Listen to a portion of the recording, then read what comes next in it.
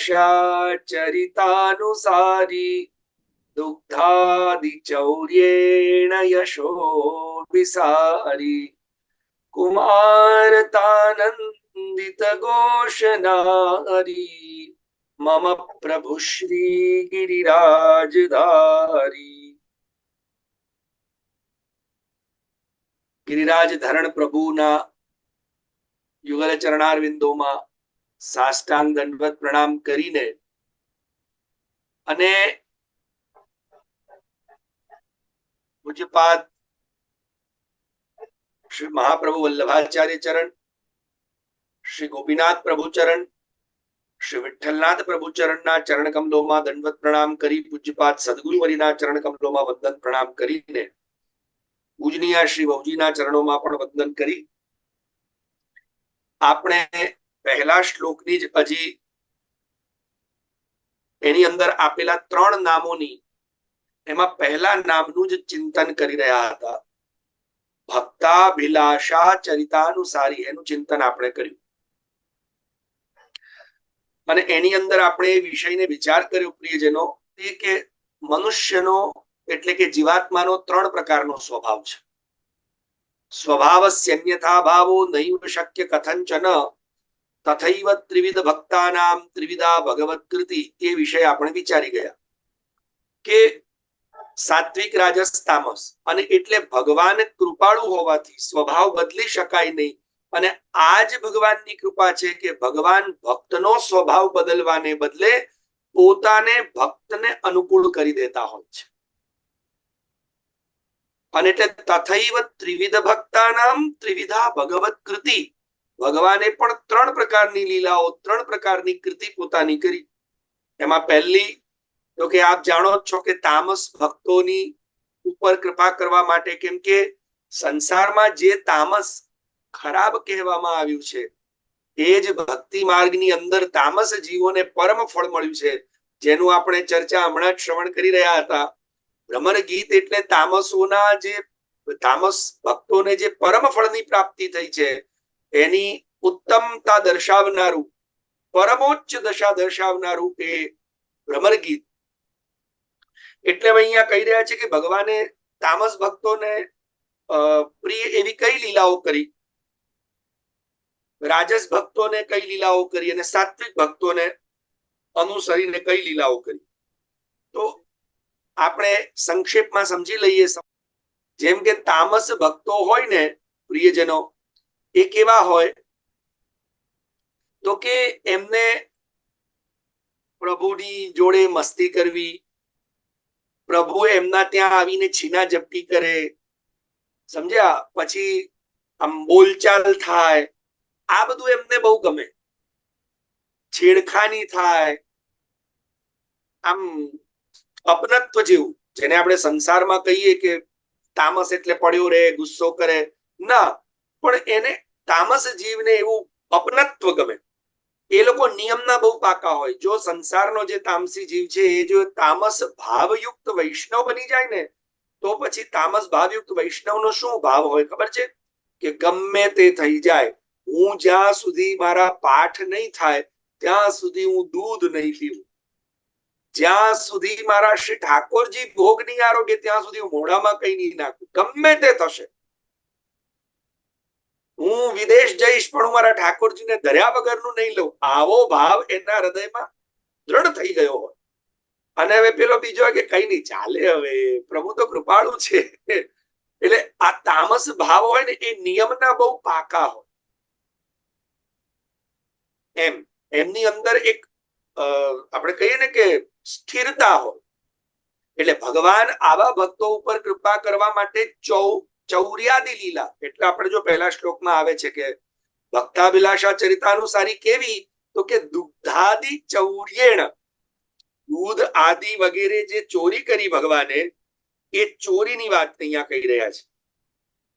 તો આ ચોરી કરવી, છીના ઝપટી કરવી, ચોરી કરીને ભાગી જવું, કોઈના હાથમાં પકડાવવું નહીં, આ બધી લીલાઓ છે ને એ બધી તામસ ભાવયુક્ત ભગવાને ગોપીજનો પર કૃપા કરવા માટે કરી છે। એટલે અહીંયા આગળ બહુ સરસ વાત બતાવી। આપણે જેમ ગઈ વખતે જોવાનું હતું કે 8 પ્રકારના, ખાલી પેલા નહીં પણ 8 પ્રકારના ભાવયુક્ત જીવોનું અહીંયા વર્ણન શ્રીમતી સુબોધિનીજીમાં આપણને કરવામાં આવ્યું છે શ્રી મહાપ્રભુજી દ્વારા, જેમાં અહીંયા કહે છે કે ઉત્સવાવિષ્ટ ચિત્તાયે યેપ્ય આશ્ચર્ય અભિનિવેશિના, એટલે જે લોકો ઉત્સવમાં આવિષ્ટ ચિત્ત વાળા હોય એ પણ બીજા આશ્ચર્ય અભિનિવેશ એટલે આશ્ચર્યયુક્ત મનવાલા. ઓ આશ્ચર્ય એટલે અરે વાહ, પ્રભુ આવી આશ્ચર્ય વાળી લીલાઓ કરે. એટલે કેવી? જેમ કે પોતાના મુખની અંદર બ્રહ્માંડનું દર્શન કરાવું, આ ભગવાનની આશ્ચર્ય લીલા છે. કોઈ નાના બાળકના મુખમાં આપણને બ્રહ્માંડ તો છોડો, એક નાનો અમથો ચંદામામાં પણ નહીં દેખાય, અને ભગવાન પોતાના મુખમાં એક નાનું બાળક પોતાનું વામ ચરણ ઉઠાવે રડતા રડતા ને આખું શકટનું ભંજન કરી નાખે, આખું બળદ ગાડું દહીં દૂધથી ભરેલું ઉલાળિયા કરી નાખે.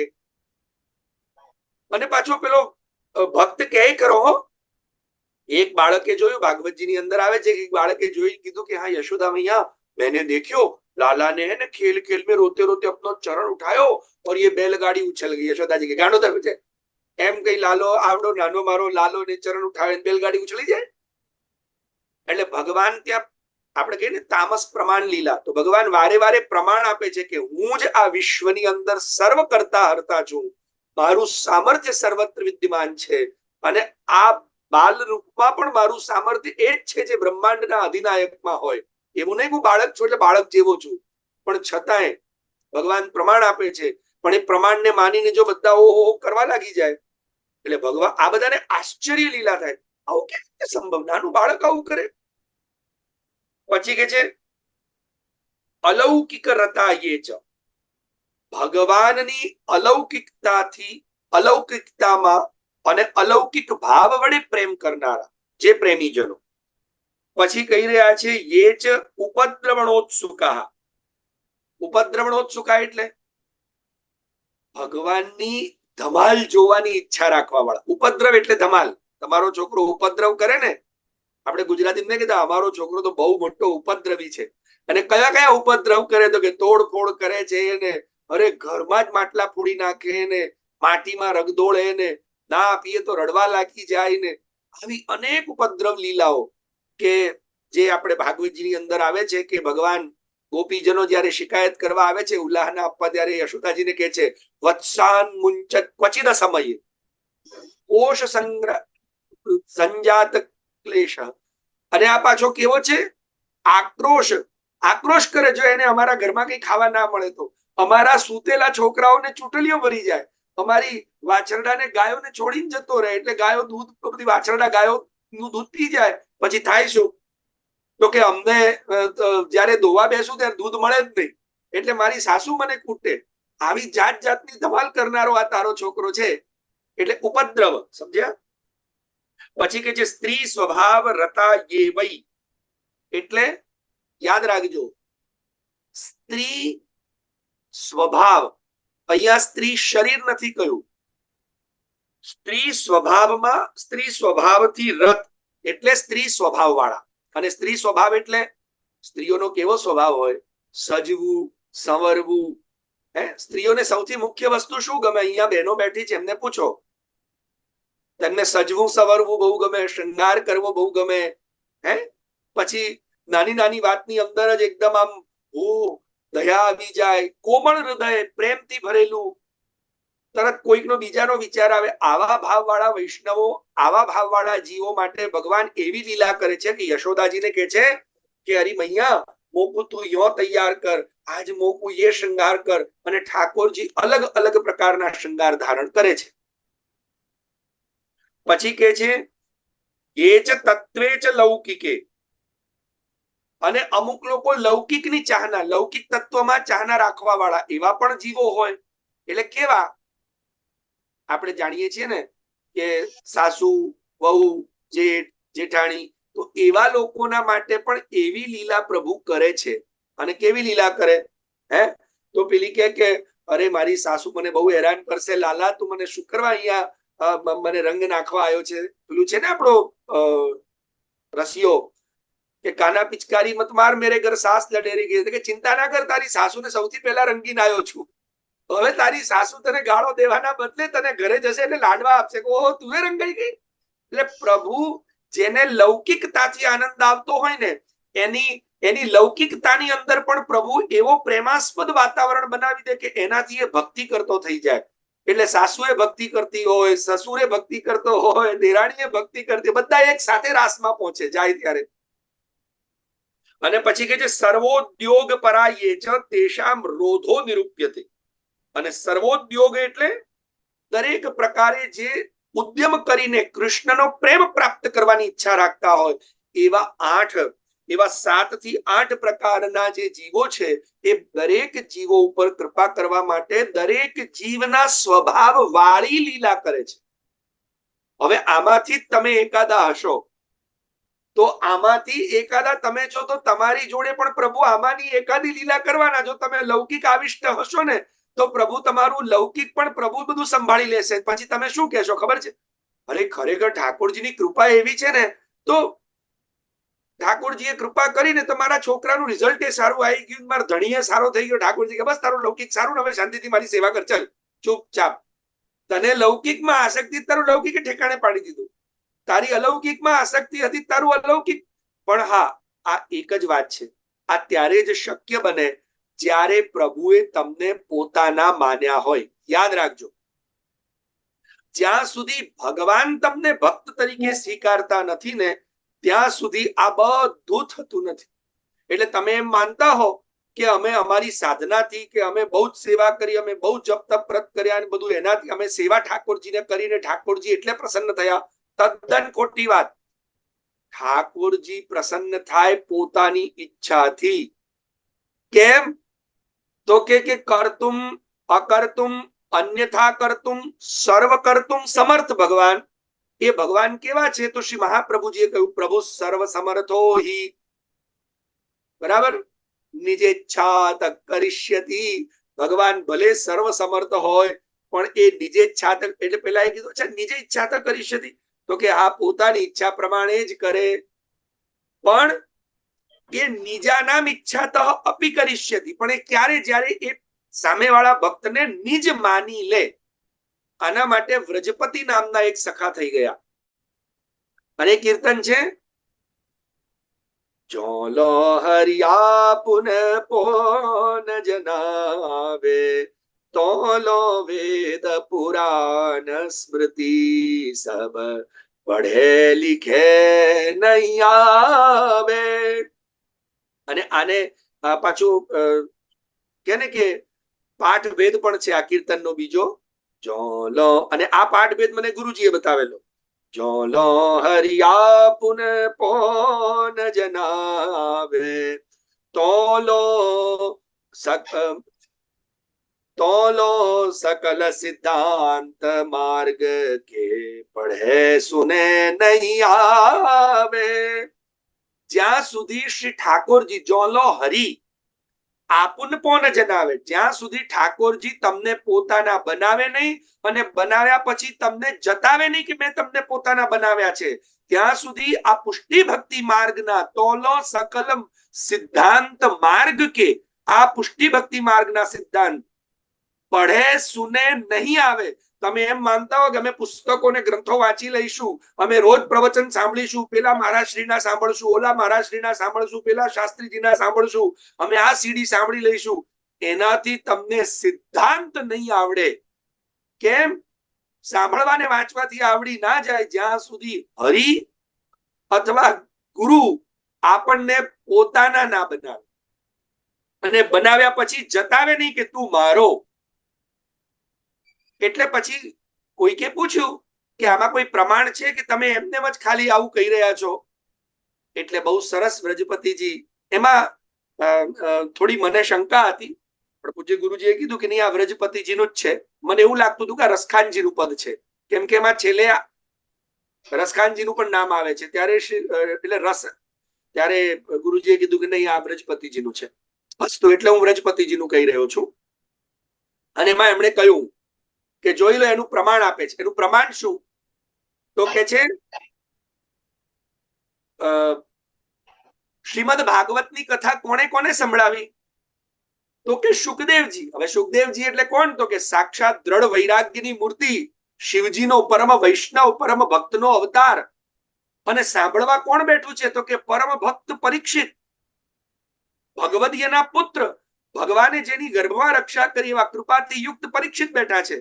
અને પણ બધું ત્યાગીને છેલ્લા સમયમાં, અને એટલે કે છે કે ભાગવતની કથા ભલે પરીક્ષિત સુખદેવજીએ પરીક્ષિતને કહી, યદ્યપિ સુની નૃપતિ બ્રજ લીલા, યદ્યપિ સુની નૃપતિ બ્રજ લીલા, દશમ કહી સુખદેવા. અને પાછી દશમ સ્કંદ કોણે કયો? ખાલી સુખદેવજીએ નથી કીધો, યાદ રાખજો. કેમ કે ભાગવતજીના પ્રારંભમાં દશમ સ્કંદના પહેલા અધ્યાયમાં જ આ વાત આવે છે, બીજા અધ્યાયમાં પણ નહીં, દશમ સ્કંદના પહેલા અધ્યાયમાં કે વૈયાસકિસ્સ ભગવાન અથ વિષ્ણુરાતમ પ્રત્યર્ચ કૃષ્ણ ચરિતમ કલિકલ્મશગ્નમ. એટલે દશમ સ્કંદની કથા તો સાક્ષાત ઠાકોરજી સુખદેવજીના સ્વરૂપમાં બિરાજમાન થઈને કહી રહ્યા છે. કેમ કે ભગવાનની કથા ભગવાન સિવાય બીજા કોઈના બાપની તાકાત નથી કહી શકે. ભગવાનનું સ્વરૂપ ભગવાન જ જાણે, અને ભગવાન જણાવે તો જ આપણે જાણી શકીએ.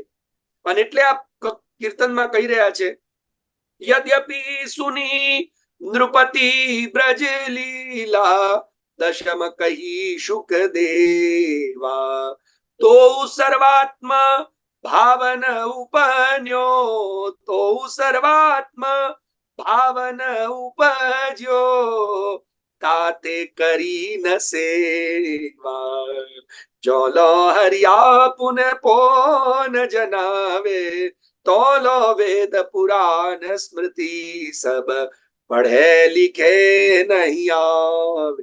જ્યાં સુધી ભગવાન અને ગુરુ આપણને પોતાના બનાવે નહીં, અને બનાવ્યા પછી જતાવે નહીં કે મેં તને બનાવ્યો, આજથી તું મારો શિષ્ય, આજથી તું મારો ભક્ત, એમ ભગવાન આપણને સ્વીકારે ને ત્યારે શું થાય?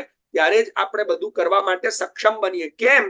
તેનું કારણ બતાવે છે પ્રિયજનો, કે દશમ સ્કંદની કથા સુખદેવજીના હૃદયમાં બિરાજીને ભગવાને સ્વયં કહી, અને નૃપતિ રાજા સુખદેવ પરમ ભાગવતે સાંભળી, અને તો સર્વાત્મ ભાવ ન ઉપજ્યો, એને સર્વાત્મ ભાવ પ્રગટ ન થયો જેવો ગોપીજનોને થયો એવો. અને તાતે કરીને સેવા, એટલે પરીક્ષિત રાજાએ સેવા નથી કરી, પરીક્ષિત રાજાને મર્યાદા માર્ગીય, જ્ઞાન માર્ગીય, મુક્તિ રૂપી ફળ મળ્યું છે. પુષ્ટિ ભક્તિ રૂપી અધરામૃત રસાસ્વાદનનું ફળ પ્રાપ્ત નથી થયું. એટલે યાદ રાખજો, ખાલી તમે ગમે તે સાધન કરો, પણ એ પરમ ફળ તો જ્યારે ભગવાન અને ગુરુ કૃપા કરે ત્યારે જ થાય. અને એટલે ભગવાને સ્વીકાર્યા છે. અહીંયા એમ કે છે કે ભગવાન નિરોધ કરવા માંગી રહ્યા છે આવા અનેક પ્રકારના સ્વભાવ વાળા લોકોનો. અને એટલે ભગવાન શું કરે છે? દુગ્ધાદિ ચૌર્યેણ યશો વિસારી, દૂધ આદિ ચોરીની લીલાઓ કરી અને પોતાના ભક્તોના ભાવનો, વ્રજજનોનો ભાવ અને વ્રજજનોની ભક્તિનો યશ વિસ્તારી રહ્યા છે. અને કે છે કુમારતાનંદિત ઘોષનારી. અને કુમારતાનંદિત ઘોષનારી એટલે પ્રભુ ખરેખર આ બાલ ભાવ યુક્ત હોવા છતાં કુમાર ભાવમાં યુક્ત છે ને. પૌગંડ લીલા અત્યારે હજી તો કેટલા નાના છે કુમાર, હજી તો પૌગંડ પણ નથી થયા, નાના અમથા પ્રગટ થયા છે. અને છતાંય ગોપીજનોને એવું લાગે કે આજ મારો પ્રિયતમ. તો ઘોષ નારી એટલે બ્રજની નારીઓને પ્રેમ આસક્તિ પ્રગટ કરીને એમના દરેક ભાવોનું પોષણ. એટલે ભગવાન તમારા ઘરમાં પણ બાલકૃષ્ણ સ્વરૂપે બિરાજતા હોય તો યાદ રાખજો, તમારા ઘરની બધી જ લીલાઓ, લૌકિક અલૌકિક સર્વ કાંઈ પ્રભુ જ કરી રહ્યા છે, પ્રભુ જ કરવાના છે, પ્રભુ જ કરશે. અને આ કરીને આપણે સતત એક જ વિચારવાનું છે કે મમ પ્રભુ શ્રી ગિરિરાજધારી, મારા ઘરમાં જે બિરાજી રહ્યા છે, તમારા ઘરમાં ચિત્ર સ્વરૂપે બિરાજતા હોય, મદન મોહન સ્વરૂપે બિરાજતા હોય, દ્વારકાધીશ સ્વરૂપે બિરાજતા હોય, બાલકૃષ્ણ નવનીતલાલ સ્વરૂપે બિરાજતા હોય, ગિરિરાજજી સ્વરૂપે બિરાજતા હોય, પણ છે મારો ગિરિરાજધારી ગોવર્ધનધર શ્રીજી બાવા. એ જ નાથ દ્વારામાં છે, એ જ વ્રજની અંદર છે, એ જ કાંકરોલીમાં છે, એ જ મારા ઘરમાં છે, અને એ જ આખા બ્રહ્માંડાદિનાયક અમારા શ્રી મહાપ્રભુજીના હૃદયમાં છે. બસ આ ભાવ તમારો સ્થિર થઈ ગયો ને, તો તમારા ઘરમાં પણ આ બધી લીલા થશે, અનુભવાશે અને જોવાશે.